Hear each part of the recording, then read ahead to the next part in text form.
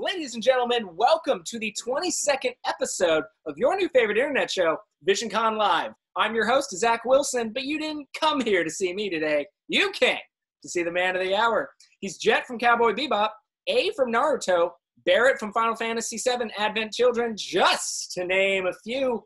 He's the legend with a thunderous voice and a heart of gold. Ladies and gentlemen, please help me welcome the one, the only, Beau Billingslea. Beau, how you doing today? I'm doing great, Zach. Thanks for the great introduction. Hi, everybody. Hey, it was well worth it. Ladies and gentlemen, before we start, we're very excited to have Beau Billingslea on the show, but I will say, full disclosure, when you messaged me that you were interested, the first thought that came to mind was, am I being scammed? Did I accidentally reach out to a Beau Billingslea fan page? Clearly not. But, Beau, thank you so much for being on the show. And I'm going to shoot you right at the bat by saying you have lived a life from athlete to teaching law across over the seas to your time as an officer in the military. Beau, where do we begin? I have no idea. So how did we get from where you were then all the way to one of the most successful actors ever? I don't know. It's interesting that I was blessed right from the beginning of my life with two wonderful parents. And that started my journey. And their concept of raising a child was to foster the child's self-esteem.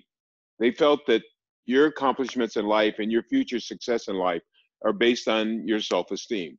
So consequently, I had a lot of self-esteem, and some people would call it ego, but I'm not going to argue with them, okay? But yeah, as I've told many people many times, my parents didn't hit me. They didn't even yell at me or my sister. And it's pretty extraordinary. And I didn't realize how difficult that was until I became a parent. I remember my son was, I don't know, he was doing something, blah, blah, blah, blah. And then I called my parents and I said, how did you do it? How did you raise me without hitting me or yelling at me? Because if I got in trouble, my father would give me he'd get really quiet. Whenever he got really quiet, that meant I'm in big trouble.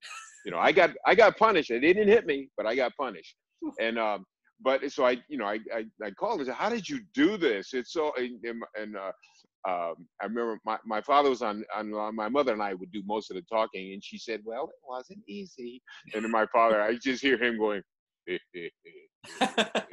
yeah, now you're learning how hard it is to be a good parent, right? But yeah, that was I was my self-esteem was nurtured big time, and I felt I could do whatever I wanted to do. Whatever I decided to do, I would do it. If I wanted to be a medical doctor, if I wanted to be a lawyer, if I played sports, I would be the best, and blah blah blah blah. So that laid the groundwork for my life, and I was kind of a clown. So when I back growing up in Connecticut, I had my corner. We literally had a dunce corner. So we had a corner, and there was a corner in fifth grade with a dunce hat, like the big dunce hats. And so I couldn't stop myself from talking, apparently. And so whenever a teacher would ask me a question, I would, my response would be, would you repeat the question? Because I didn't need. And so the teacher would say, like Mr. Ogle would say, you want me to repeat the question, why? I said, because I didn't hear it. And he said, you didn't hear it, why? Because I was talking. So I said, okay, go to your corner. And it wasn't the corner, it was my corner. So I would go to, it was my corner. I would go to the corner and put on my dunce hat, and it was right next to the pencil sharpener. So all of a sudden, all of my boyfriends in class would have to go sharpen their pencils. And then, so they come back and sharpen my pencil, and they would thump me on the head and, slap me and pull my ear and all of that stuff, right? So I have fond memories of that growing up. But, my first performance actually was at the talent show. I think I was in 5th or 6th grade. I don't remember, where I did the ham bone and I sang Silent Night in the Christmas play, and I sang it off stage, so I wasn't even on stage, and so that was the beginning of my show business career, and then it went dormant till I was in college. Um, as fate would have it, I was captain of the football team, and one of my fraternity brothers was directing a show, Emperor Jones by Eugene O'Neill. Now, I don't know if you know the show. He's the emperor of an island in the Caribbean, and he's losing his mind, and he's being chased by these ghosts, and he has a gun with silver bullets, and that's the only way he could kill the ghosts, with silver bullets. And he had all these monologues and things, right? And so that was back in the '60s when Vietnam was going on, and college campuses, there was a lot of demonstration, and we all the football players, we were in ROTC, and we had drill and everything. And then theater arts and fine arts, they were on the other side of the spectrum and the other side of the campus. We had buzz cuts. They had long hair like yours, beautiful long hair, right? And so they would call us names, we'd call them names. And so he thought that if the captain of the football team did a play, it would bring, those groups together. And it actually did. It had that effect. And when I remember when my teammates found out I was going to be doing a play, and it was like, "Oh, Beau's doing a play." I said, "What the heck?" I had no idea those guys. And but they came, and the intermission, they'd be talking with the theater majors, and they got to know each other, both sides, and it really was a kind of an overwhelming experience to see the response that the campus had to that. Because back then, I guess probably the same thing. Captain of the football team was kind of like the guy, and so people were always paying attention to what I was doing. But anyway, that really gave me the bug, and I really enjoyed that. And then, when I graduated from college, because I was in ROTC, which Reserve Officers Training Corps, I had to go into the military. But I was given a delay to go to law school, so they let me go to law school. And then I started acting while I was in law school. I was actually missing classes and stuff. I was going down to New York and auditioning and doing this and doing that. And actually, I hadn't thought about it, but one of my first voiceover jobs was back in the days, like in 1969, when I did the voice of a coach in a puppet movie. Oh, wow. And I had really forgotten about that actually my voiceover career started way back when. Sure. Yeah, it was awesome. But then I got a show, and I traveled. It was the Great White Hope, and at that time James Earl Jones did the lead on Broadway, and it had won the New York Drama Critics Award, Pulitzer Prize, and all the awards. And so I did the national tour. Brock Peters was our star, and actually I was in Cleveland at the Hannah Theater when I got word that I passed the bar exam. Because after taking the bar exam, then I went, and I got this show, and it was amazing. And I got to tell you this story. I lived about an hour and a half from New York City. Okay. And so going down was a big deal, right? And so I would take the bus, but anyway, once I booked the show, I had to find a place to live for the month that we're going to be doing rehearsal. So I'm walking down the street, and I hear this guy say, "Hey, Beau." And it was Tony Maurer. He was a guy I played football with in college. New York City, a city of 8 million people. Whew. And he sees me and says, "Hey, Beau." And as fate would have it, he was going to Europe, and he needed somebody to sublet his apartment for literally the exact time that I was looking for an apartment. What are the odds? I know, man. What are the odds? And so that was, I think the universe is telling me I'm doing the right thing. This is what I'm supposed to be doing at this moment in my life. Yeah. And so anyway, I was in, as I said, we were in Cleveland, and being a sort of a medium fish in a small state, what I would do, my accomplishments would be written up in the paper, like in my local paper. So Billingslea passes bar exam, Billingslea captain of the UConn football team, blah, blah, Billingsley's in law school, blah, blah, all that stuff. and they actually had the local politicians had a career plan for me. I was going to be the first black mayor of my town, Meriden, Connecticut. I was going to be the first black governor of Connecticut, and all of that stuff. And of course, I didn't want that. I had other things to do. I need to be fooling around in life, not doing serious stuff. That's where you are. Like, yeah, right. Let's look where I am. Because my son is holding that up. My son's an attorney and he's practicing law. So I said, okay, you do the serious stuff, kid, and I'll fool around for my life. Be the fun guy. Yeah, I'll do the fun stuff instead of losing my sight in the library, because a lot of the law, you don't really see it on TV, but a lot of the law is pretty boring.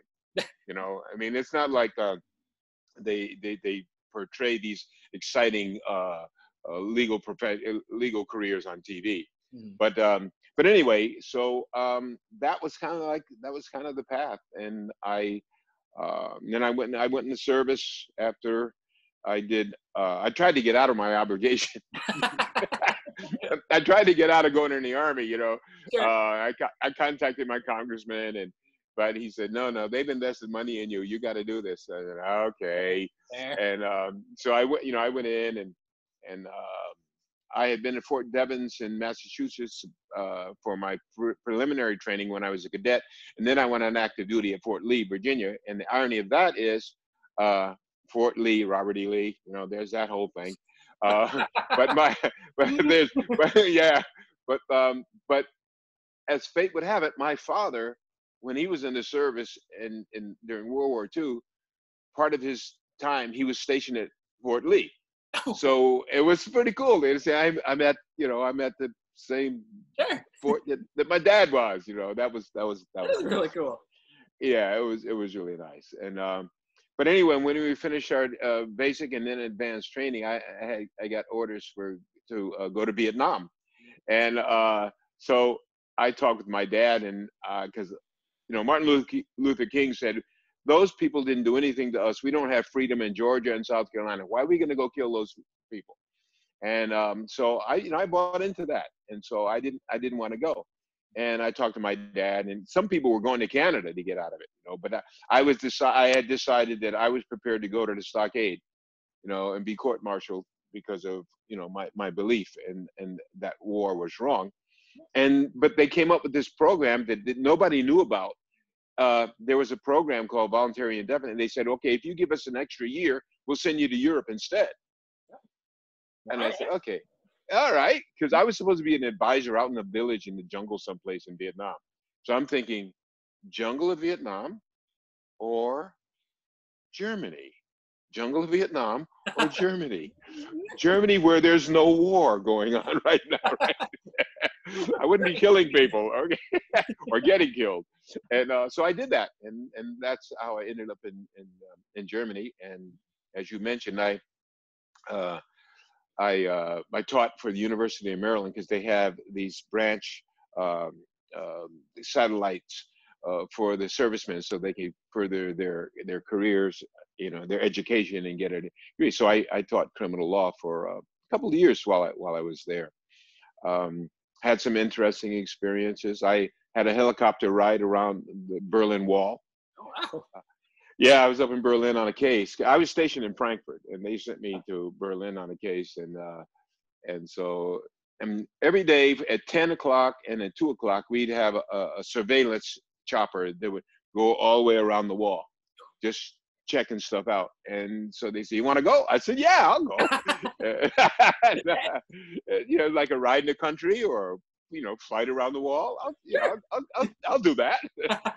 And yeah, so that was nice. I had a lot of wonderful experiences. I had a experience with the interaction with the KGB in Moscow, which was, really, really bizarre.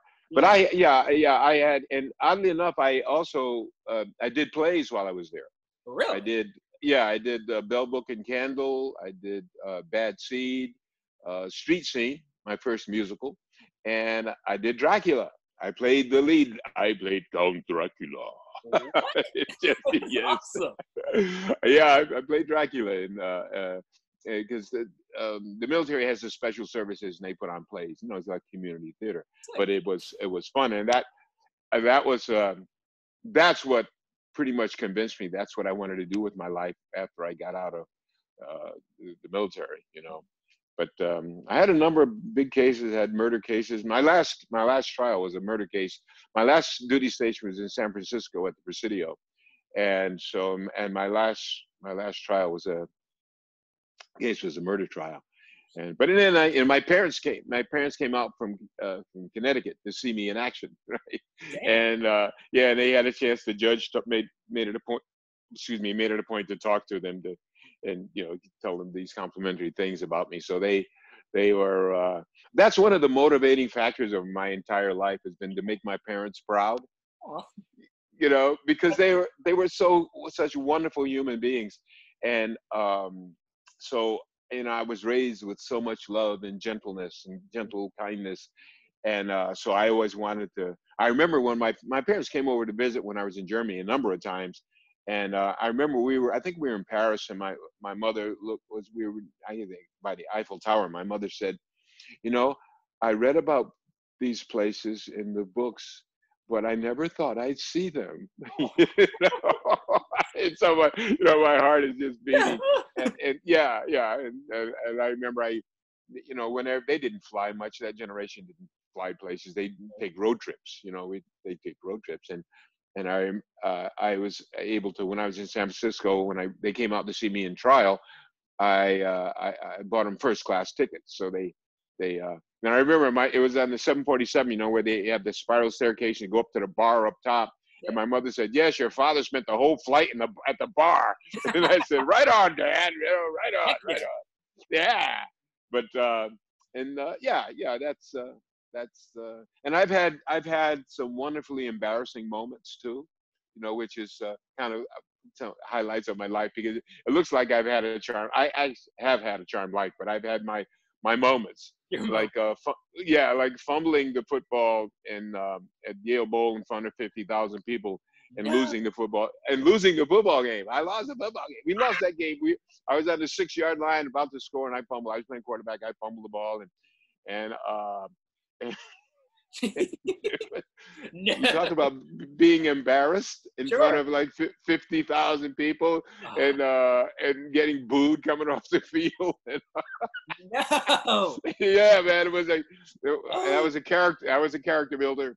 That was the character builder. I suppose so, but like, okay, well, like the making your parents proud is a sentiment I certainly understand as well, because that's something I strive for as well. But like, so you already have lived a life that is well worth a couple books and maybe even a movie. But then we haven't even gotten to the fact that you are one of the most accomplished and well-recognized actors and voice actors of any generation. So kind of how did we get from all of those accolades we just talked about to that? I just made my move. Sure. When I got out of the service in San Francisco, I came down to LA, to Hollywood, and a lot of my friends go, "What are you, nuts? What are you, crazy?" Just they had this whole career plan for me in Connecticut, and I remember I sent a letter to the Attorney General, Connecticut Attorney General, about a summer job, and he got me a summer job, and he said, "We have plans for you," and so anyway, when everybody's saying, "You're nuts, you're crazy," so I was having some second thoughts about that, right? But I talked to my dad, and he told me that he had spent his whole life getting up and going to jobs that he hated, and so he said, "I don't want that for you. So this is what you want to do. You think about it long and hard. If this is what you want to do, you go for it." He says, "And you always have your career, your law degree. You can always go back to practicing law." And once I got my dad's okay, it was like, bam, I'm at it, man. I'm out of here. I got this. And I came to. I got a funny story about my uncle, my father's brother. He called me from Macon, Georgia. He called me, and when I was in Hollywood, he said, "Boy, what you doing in Hollywood? You don't know nobody in Hollywood." He said, "Get your butt back home and get a job." So I said, "Well, Uncle Will, I'm going to give it a shot. I'm going to give it a shot." He said, "Just get home and get a damn job." And but anyway, Uncle Will lived long enough to see me reach a certain level of success. So he said, I guess you did the right thing then. All right.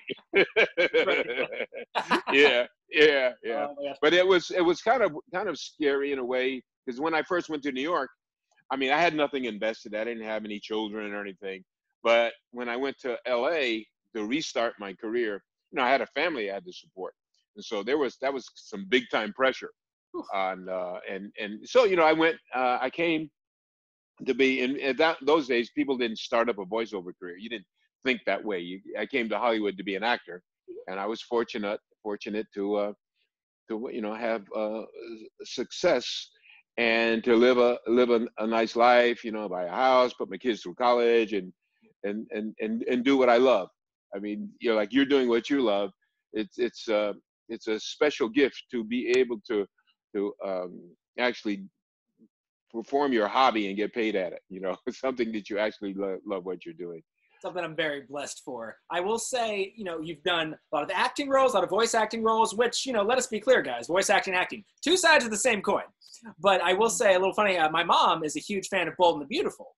And so when I told her that I was interviewing you, she IMDb, and she's like, he played, and forgive me, I don't remember the name of the character, but she screamed, he played that blue guy for Bold and the Beautiful, because that's one of her favorite shows. Oh, really? Okay, well, tell your mom I love her for that. I certainly will. But so what do you think, you mentioned voice acting. You've played a lot of roles, throughout the years. What do you think was your first, big break in the voice acting spectrum? Let me see. I think probably doing, I narrated a couple of series on the History Channel. Mm-hmm. And I think that kind of put me on the voiceover map. Mm-hmm. And then of course Cowboy Bebop was the big one in anime. Mm-hmm.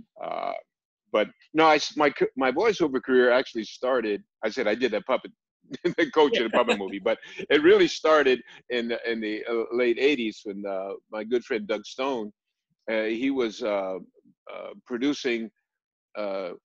Well, actually, what he was running the dubs of foreign films. Like there would be a German film, and there would be an African character there, and so they would ask me to do it. So I would go in and talk like that and say, "I'm doing this for my father," and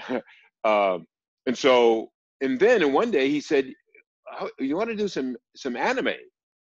And I had no idea what it was. I said, what is it? What's anime? And he explained it to me. I said, "Oh yeah, why not? And then I just started that way. And I was asked. I don't think in the beginning of my career, I don't even think I auditioned for it. I didn't audition for Cowboy Bebop. It was just like somebody would give you a call and say, "You want to do this?" I said, "Yeah." Like Legend of Black Heaven. I don't know if you're aware of that. It's a Japanese anime. It's redundant. It's anime. And I voiced the lead character, and OG, and he is saving the universe with his music. What? So I'm saving my, yeah. Legend of Black Heaven it's not one of the mostly well-known shows, but it was a lot of fun, and I had a lot of fun doing it. And I was thinking, yeah, this is cool. We didn't get paid much money. We basically did it for the love of it. I was making my living as an on-camera actor, doing commercials and TV and movies and that. And so the voice thing was kind of a sidelight. It was just like a fun thing. We had kind of like a small community. Everybody knew each other, and Kevin Seymour was the, along with Doug Stone, were kind of like my guardian angels in the voice world. And but yeah, it was interesting. That was the path of me ending up in the voice world and doing characters who talk like that,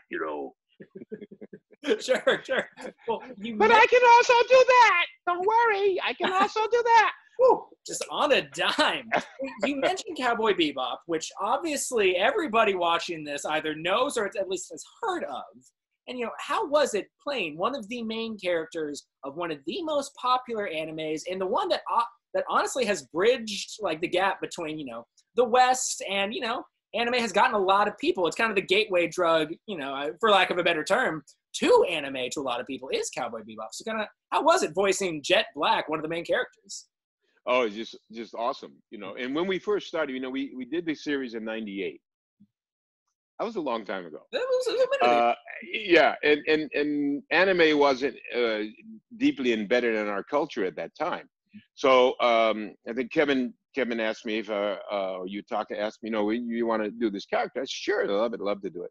And so I remember the first day Mary Elizabeth McGlynn was directing, and so we were just trying to decide on the voice because I didn't know anything about the project. Sure. It was all I knew was the name, Cowboy Bebop. Now I'm thinking cowboys, right? Yeah. And I'm got cowboys, and I didn't realize that Bebop was my spaceship, and we were bounty hunters in the future.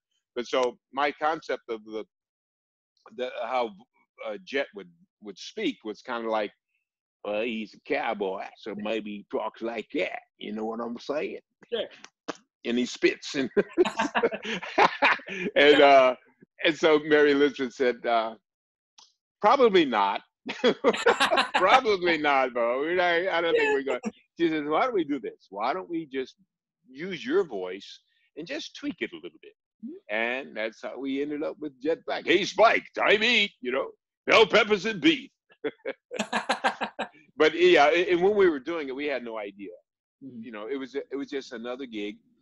And when you go in, you're alone. You and the director, you're alone in the booth. And the director's there, and maybe she'll give you a slight description of what's going on, and in your particular scene, and then you voice it. And so you don't necessarily get an overview of what's happening. Like in original animation, we're all sitting around with a music stand in front of us, and we're all playing off of each other. Yeah. But when you're dubbing anime, you're in the booth alone, and you're just talking alone. And so it's an interesting way to work, especially for somebody who comes to the on-camera world, where I'm talking with live people who are in the room with me. But yeah, none of us had any idea how profound and it would become, but we became a family. We're still a family. We have a text conversation that's open-ended all the time, and here and there. And so yeah, the Bebop family is a very special part of my life. And we as I say, we communicate periodically. If something's up, we talk. Sure. It's pretty nice. Yeah. It's very heartwarming to know that, all these years, Steve Bloom, Musafan, the rest of the Bebop family is still communicating and alive today. But you mentioned that, when you do voiceover, at least for dubbing anime, you're by yourself and, in a booth. So do you find that your vast experience with, on-camera work helps your then voiceover work? Oh, well, yeah. In terms of acting, an actor tries to find a commonality, some aspect of himself that matches with the character. Now, obviously, when I voice monsters and bad guys and all of that, I don't know that there's that in me, but I try to gin it up and bring it out. But like that beast when I was playing football, you gotta bring the beast. Get bigger than you are, run faster than you can run, all of that, and for self-preservation. But acting is acting. Obviously, with on camera, you have your body and you have the other people and your gestures but with anime, particularly, you have to match the flaps. You have to match the flaps. So the writers do a great job of writing. They, it's translated, they write it, and then I have to match the flaps. So it's limiting from that standpoint, doing anime, because it's not original. A lot of times the original, the voice comes first and then the animation. So I think that and oh yeah, I'll tell you this quick little story. You know, you try to be as animated as you can when you're voicing, but you have to stay on mic.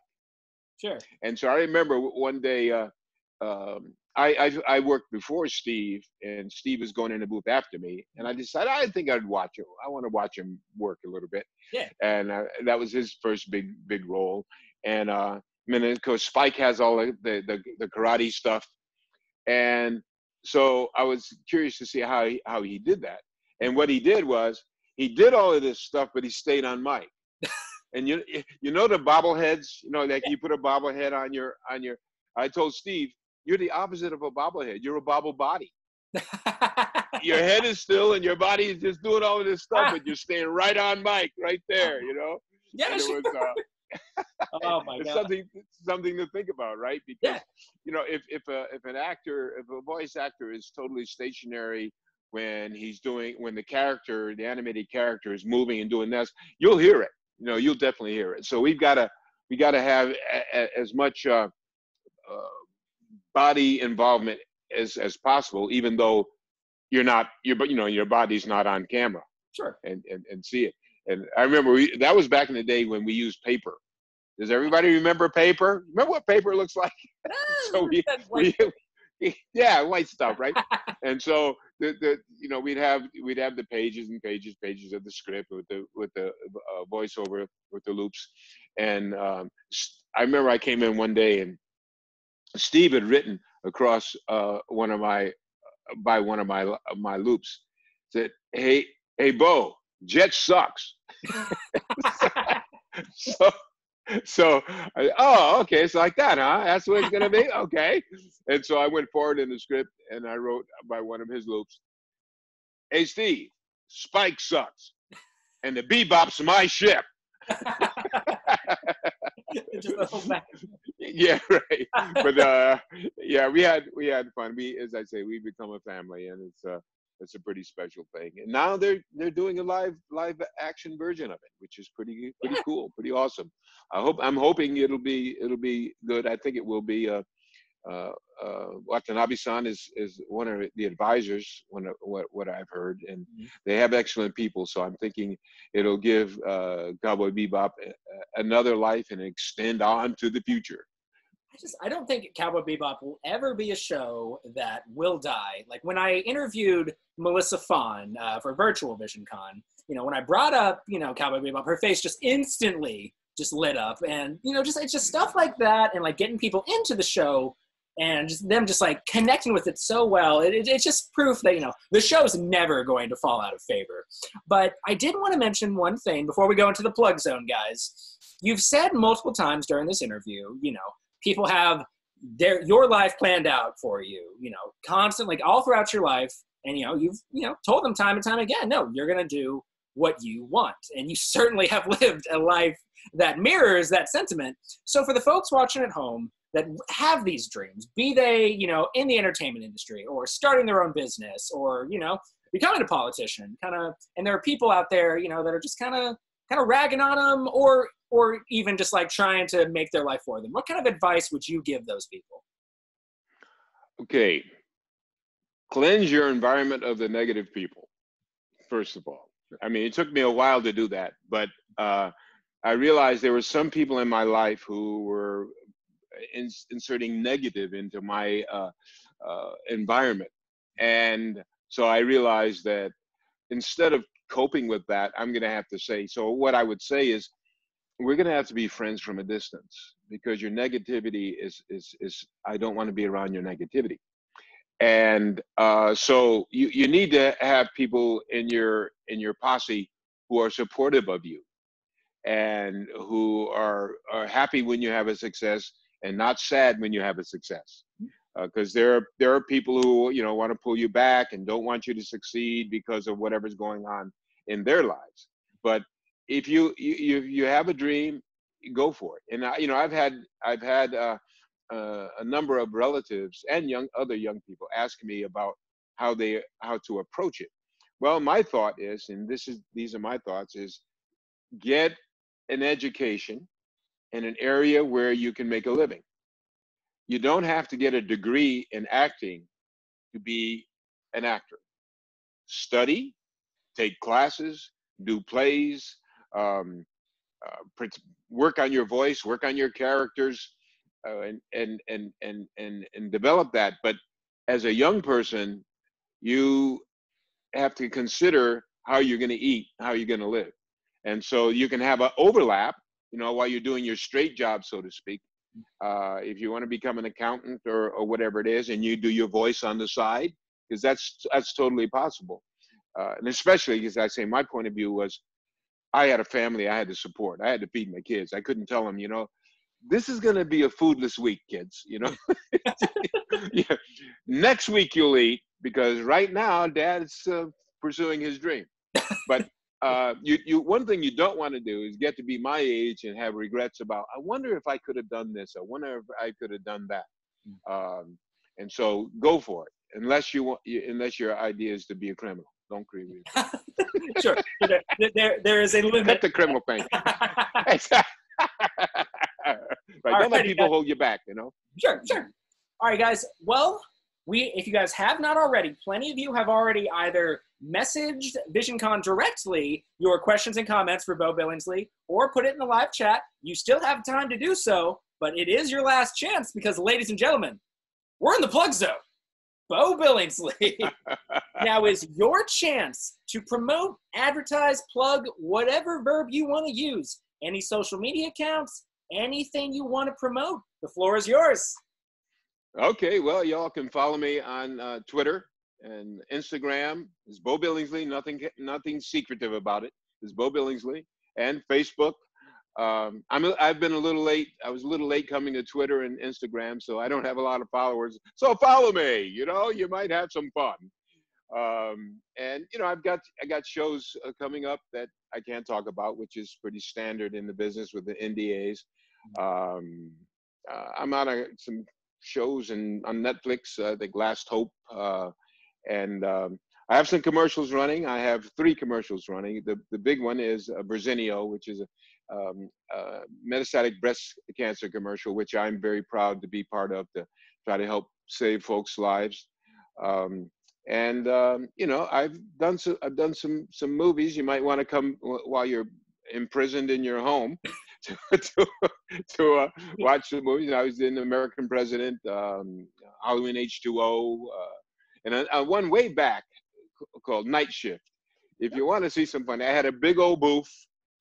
I had the bell bottoms, and it's fun. It's Henry Winkler and Michael Keaton. It was Michael Keaton's first movie, as I recall. Michael was funny and he was funny and crazy then. And then when he did The Dark Knight, he became dark. It's funny. I remember meeting him at a party, and I was like, Michael, what happened?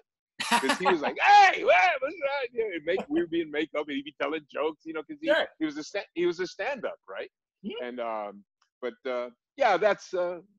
that's me. Join my sphere and have some fun. For sure. And guys, for those of you watching this live on Facebook, my co-worker Marissa Pence, aka The Wind Beneath My Sails, has put all those links in the live chat. Or if you're watching this later on YouTube, it's going to be down in the description below, guys. And with that, we're out of the plug zone and going right into viewers' comments and questions. Now, guys, like usual, I'm going to take some out of the messenger and some out of the live chat. So just kind of go back and forth. So the first question is going to be from Steven, who wanted to know, what are some of the biggest challenges in being an actor? Feeding yourself. When you first start, it's feeding yourself. Making a living. That's the bottom line. And when I went into the business, my concept wasn't to be a star. It was to make a living as an actor, because you have to enjoy the process. Developing character. When you're doing on camera, you have a little more time to develop a character. When you're doing the voice stuff, you just pop in and you're seeing the script for the first time, and there's that challenge. You don't have time to prepare. Like when you're studying acting in college, you're probably studying a lot of character development. So you have time. But especially in TV, it's pretty rushed. It's pretty rushed. And hone your memorization skills if you're going to be an on-camera actor. because that's what we do. We memorize very quickly. And remember when I was doing the soaps like Bold and the Beautiful, General Hospital, Young and the Restless, we're doing an hour show a day, an hour show a day. And I remember my first day when I went to do General Hospital. My first day, I had 6 scenes with all of this stuff, and I didn't get the script till the night before. Mm-hmm. So hone your memorization skills, develop your characters, learn what you do best, and improve that, and then work on those areas where you might be weak, and work on that, and work on your visualization.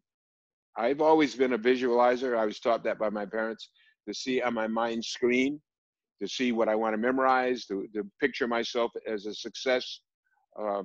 And I remember when I was a kid, I would pretend, I'd be in my bed with my pillows, pretending to be a college football player on Saturday afternoon, and running with the football. And I would narrate it. And I said, Billingslea is driving to the football. They cannot bring him down, Sure. So, yeah, as an actor, and be a people watcher, because we're portraying human beings. I love being a people watcher. I love watching people at the airport, and I'll see somebody walking by now. I'll imagine what their life's like, if they have kids, where they live, what they do for a living. Sure. Yeah, just an active imagination and an active curiosity about life. And if you've done a lot of different jobs and you've been in a lot of different situations, that will help you a lot as an actor, because in a certain way, the people who start off as actors when they're in their teens and excuse me, and haven't done anything else, it's can be limiting. Not everybody, but it can be limiting if you haven't waited tables. Because I was a busboy when I was and I did phone sales. I became a massage therapist because practicing law, I wouldn't have been able to do both. Sure. at the same time. So I had to do something to feed myself. And of course, all of those experiences fueled my work as an actor. Okay. Well, and jumping on kind of off that, Eric wanted to know, and I didn't ask about this character during our interview specifically because I didn't want to take Eric's question away from him. Eric wanted to know, how did you have any fun events, or I'm sorry, Eric, fun memories voicing Barrett Wallace from Final Fantasy VII Advent Children / Dirge of Cerberus? Well, I really enjoyed whenever I had a chance to engage with B.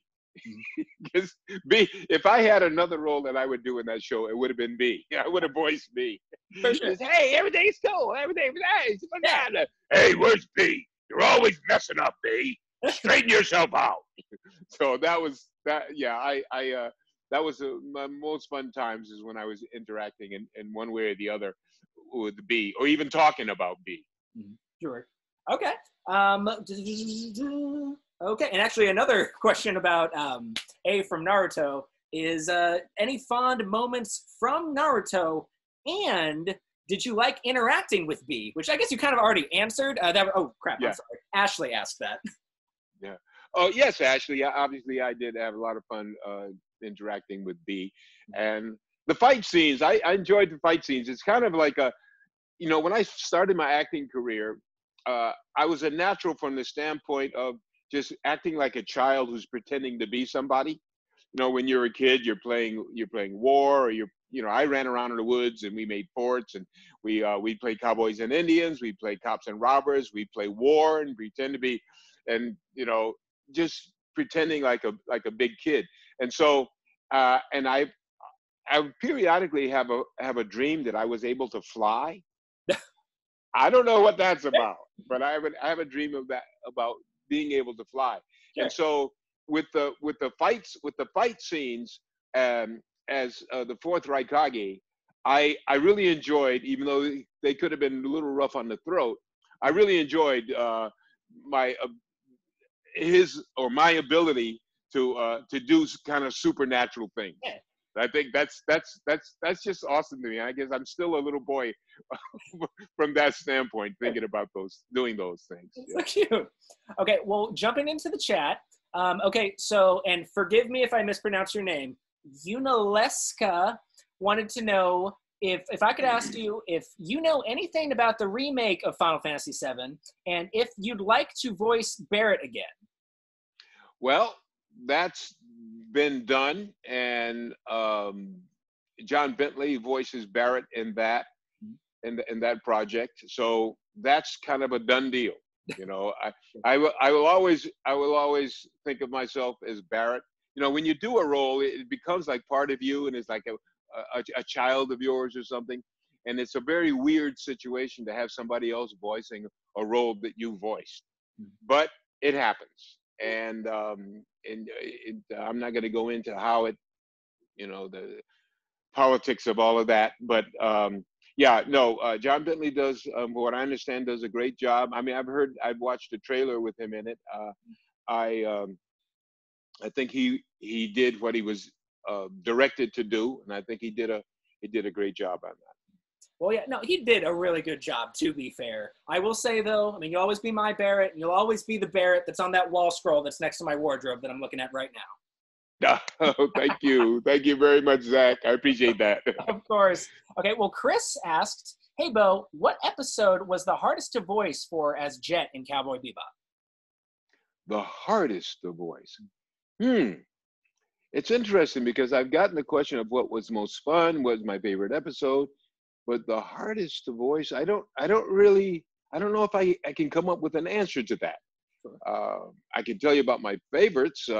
One of my favorite lines was, you remember Mushroom Samba?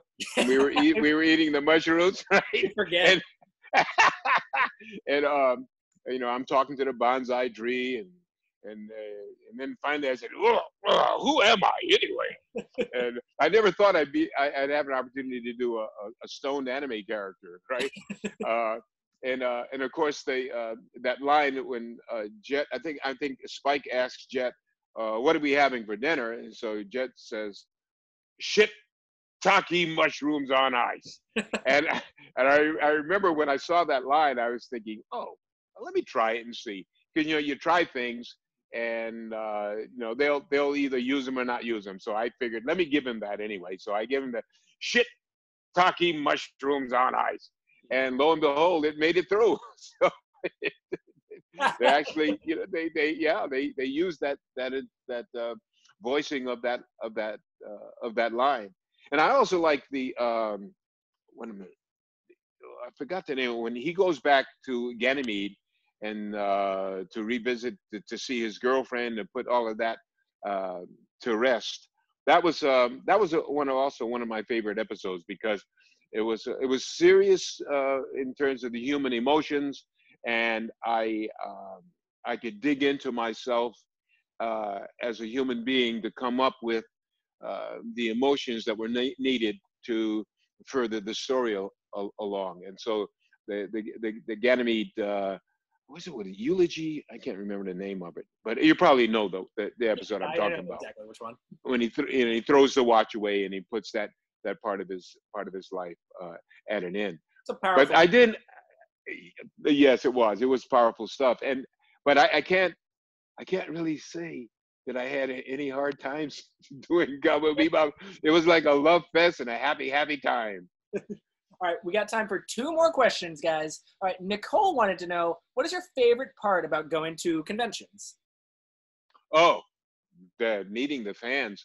And I've heard so many wonderful stories about how my work has had a positive effect on people's lives, and especially Cowboy Bebop.